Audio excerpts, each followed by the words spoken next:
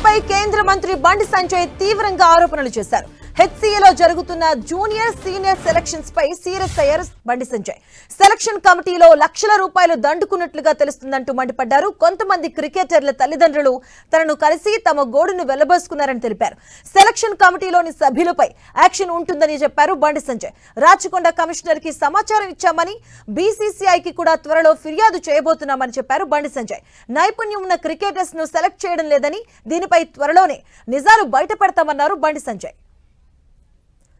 ఇదే అంశానికి సంబంధించిన పూర్తి అప్డేట్స్ మా కరెస్పాండెంట్ కిరణ్ అందిస్తారు. కిరణ్, మాధవి, హైదరాబాద్ క్రికెట్ అసోసియేషన్ మరొకసారి కేంద్ర హోంశాఖ మంత్రి బండి సంజయ్ ఆగ్రహం వ్యక్తం చేస్తారు. ఇప్పటికే ఈ ఎస్సీఏ అవినీతి ఆరోపణల నేపథ్యంలో పూర్తిగా ఇటు తెలంగాణ ప్రభుత్వం కూడా దానికి సంబంధించిన సీరియస్ యాక్షన్ తీసుకునే నేపథ్యంలో మరొకసారి కేంద్ర హోంశాఖ మంత్రి బండి సంజయ్ స్పందించడం ప్రస్తుతానికి హాట్ టాపిక్ గా మనం చెప్పాల్సి ఉంటుంది. కొంతమంది విద్యార్థులు ముఖ్యంగా గ్రామీణ ప్రాంతాలకు సంబంధించిన క్రికెటర్ ఎవరైతే ఉంటారో వాళ్ళు ఆడదలుచుకున్న సంబంధించిన వారు తమను కలిశారు. ఎస్సీఏలో సంబంధించి కూడా సెలక్షన్ విషయంలో, జూనియర్ సీనియర్ సెలక్షన్ విషయంలో కూడా కొంత అక్కడ అక్రమాలు చోటు చేసుకున్నాయంటూ కూడా ఆయన దృష్టికి చెప్పడంతో ఆయన సీరియస్ గా యాక్ట్ అయ్యారు. ఇప్పటికే ఇటు హైదరాబాద్ క్రికెట్ అసోసియేషన్ సంబంధించి కూడా గడిచిన కొద్ది రోజులుగా అనేక ఆరోపణలు, విమర్శలు వినిపిస్తున్న నేపథ్యంలో తాజాగా బండి సంజయ్ స్పందించడం సీరియస్ గా తీసుకున్నట్టు చెప్పవచ్చు. ఇప్పటికే తెలంగాణ క్రికెట్ అసోసియేషన్ ఏర్పాటు చేయడం జరిగింది. అందులో బీజేపీ పార్టీకి సంబంధించిన పలువురు మంత్రులు కొంత కీలక పాత్ర పోషిస్తున్న నేపథ్యంలో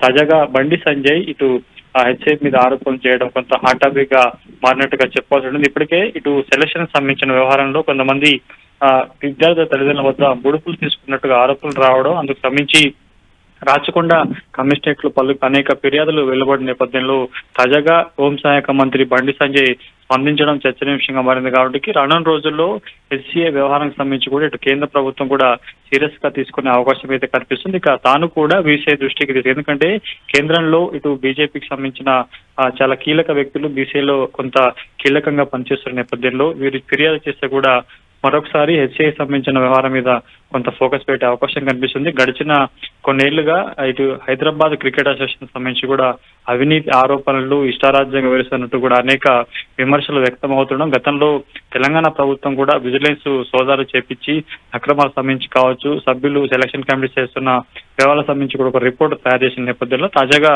బండి సంజయ్ స్పందించడం కొంత హాట్ టాపిక్ గా మారినట్టుగా చెప్పుకోవాలి. Right, thank you Kiran.